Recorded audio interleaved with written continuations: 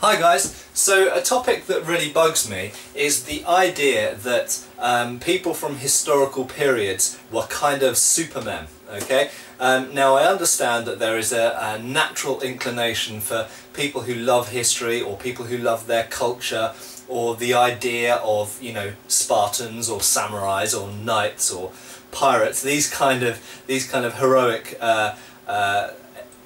mythical almost characters that get created, particularly in literature and of course you know, comic books and TV shows and films and so on, of seeing them as somehow of an unattainable by modern standards sort of degree of either training, you know, expertise, or perhaps strength and stamina, physical kind of things. Well, the thing that really bugs me about this is that I'm an archaeologist by training originally. I did archaeology degree at University College London, and I've dug a fair number of holes and dug up some dead bodies, and I've studied the bones of the dead, and I've read lots of reports about dead people who've died naturally, people who've died of disease, people who've died in battle and so on.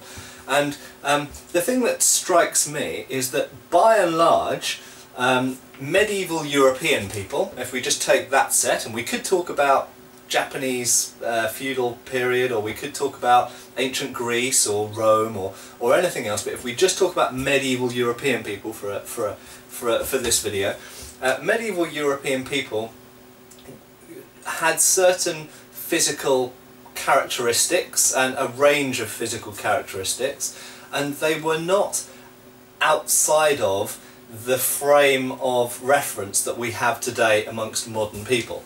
So to start off with, if we look at size, okay, so by and large, if we look in England for example, the average height of people in 14th century England, if I remember correctly, according to burials in medieval London that have been published by the Museum of London, Molas Archaeological Service, the average height of a late medieval English person, a man, let's say, actually, let's stick it to males, was something around, I believe, 5'7", okay, if my memory serves me correctly.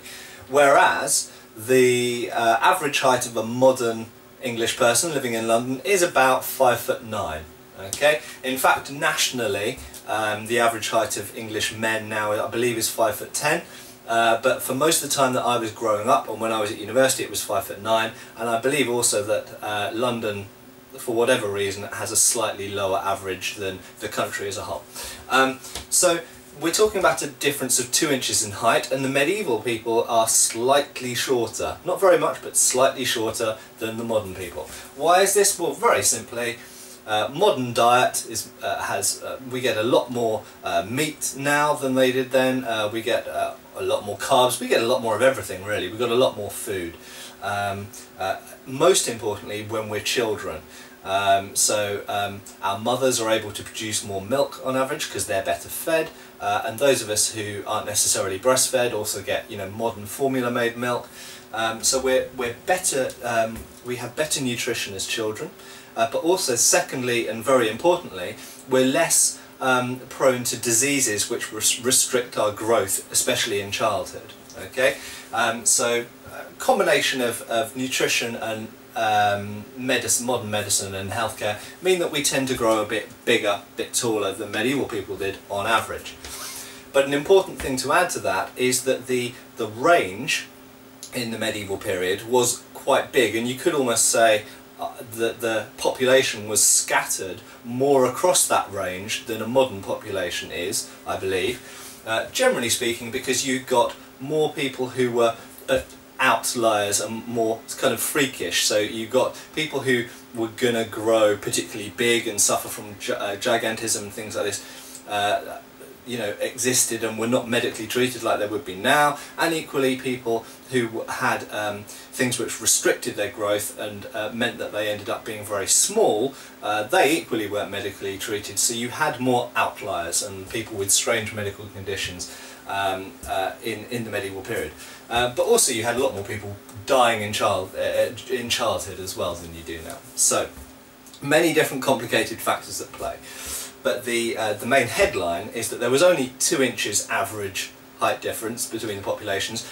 And also, if you look at social status, it seems to have made more of a difference in historical periods than it does now. So somebody from the top echelons of society, an aristocrat or a very rich kind of merchant family, their children were likely to grow quite a bit taller than someone who was a fairly poor and relatively malnourished person living in a city or living in a relatively poor village.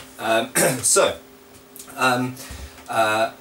there was, in a way, there was more variation, or people were spread across the stats in medieval period. So there's size. That's the size issue. Strength. So one of the things that people often say about strength is that, oh, you know, people who live in these historical societies, they were training with weapons since they were tiny children. That's not true. They say that, oh, they could pull much more powerful bows than modern archers. Not true. I'll come back to these points in a second. And you know, they say that, oh, they had because a lot of people had to walk everywhere and do very physical activities every day. They were much healthier and much stronger. Also not true. Right. I'll come back to these points one by one. And I should say, when I say each of these are not true, I'm not saying that they're not true as an average of one population compared to another, but they're certainly not true in reference to all people then and all people now. So I'll explain that. First thing, okay, so the first thing is that they started training with weapons if they were of that kind of social class, or they were going to end up using weapons as their profession.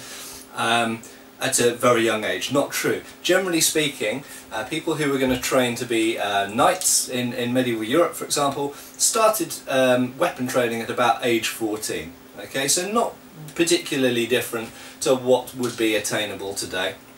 And if you look at most professional sports, I think they tend not to lay on heavy physical exercise until about the early to mid-teens, because it can actually do a lot of damage to your body when you're growing a lot at that age. And if you look at gymnasts, for example, like gymnast girls don't develop properly because their bodies are under so much stress when they're training so much when they're very young. So if you want to have a successful career in you know, a modern sport, my understanding is that you generally do the sport as a kid, but they don't really lay on the hard exercise until you get later into your teens. Okay. The second thing is bows. Okay, so I know I've picked on a specific weapon there, but bows are interesting because bows come in power of draw, and so you can actually measure a certain type of strength, a certain type of physical strength from the power of the bow. Clearly you can only use a bow that you are capable of drawing with your body. Now what's interesting is we have bows surviving from a wide area of the world, from different historical periods, from when bows were used as pretty hardcore weapons of war. Okay, so we know quite a lot about certain types of Asiatic bow, Asian bow, Mongol bows, Chinese bows, Korean bows, Japanese bows. We also know quite a lot about Middle Eastern bows, particularly Persian bows and some North African bows.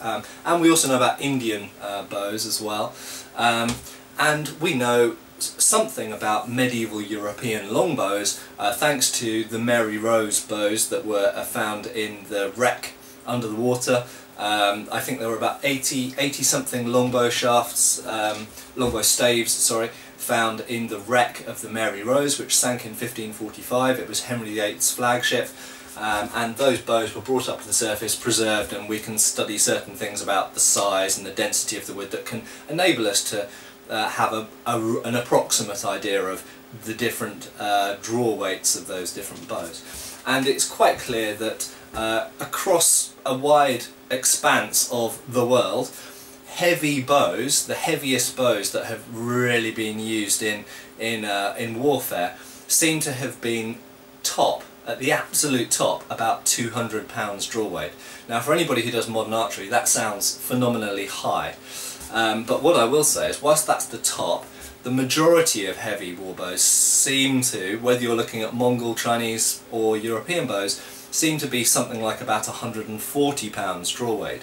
Now 140 pounds draw weight is completely attainable by modern people if they train to draw heavy bows, and there are now a fairly large number of people, particularly in Britain and the United States, who are shooting heavy war bows in the kind of 120, well let's say 100 to 140 pound draw weight range, and most of these people are people who started training on heavy bows in adult age. They didn't start when they were 16, 17, most of them started actually when they were like 30 or something. And in fact, you know, there are two guys in the UK who regularly shoot kind of 180, 190, 200 pound war bows. So there we go, so modern people definitely can shoot the same power of bows as were shot historically. And the last thing is about kind of fitness and physical activity on a daily basis. Well, the thing that frequently gets forgotten about people on the internet is that whilst people watching YouTube, you guys and me, we may not walk many miles every day or ride miles every day or physically till fields or do these heavy physical activities, there are millions and millions of people in the world today who do. Okay, if you go to parts of rural Sudan or Somalia, or even parts of rural China or India, or parts of South America, all over the world, there are many people who do incredibly physical, back-breaking work every day just to survive, and they are living a very similar lifestyle in some cases to some of our ancestors in the West. And you know, they are strong, hardy people, but they are not supermen. Many of them are riddled with physical problems because of the type of lifestyle that they've had to live to survive. You know, back problems and joint problems, arthritis, all of these sort of things. Many of them are slightly malnourished and not particularly big, although they're strong. They're not big. It's a wiry kind of strength, a functional strength. They're not like bodybuilders.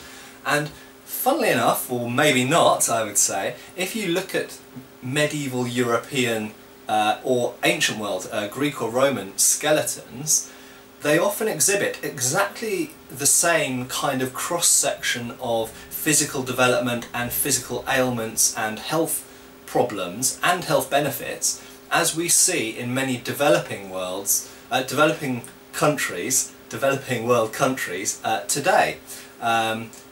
Essentially your body has lived a hard life, and it is hardy and tough and quite strong, but they do not look like Conan the Barbarian. They do not look like bodybuilders because they don't get enough food to ever look like a bodybuilder, and they don't do the type of physical exercise that makes you look like a bodybuilder.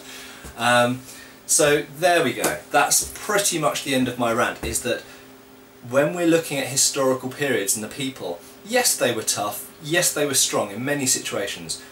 Remember, not all of them were. In any historical period, there were people who were making jewellery, there were people who were weaving cloth, there were people who were, you know, trading money, there were bankers, there were people who sat on their ass and did nothing because their family was rich. There is, in any historical period, a cross-section of people. Not everybody was labouring hard or training with weapons hard every day.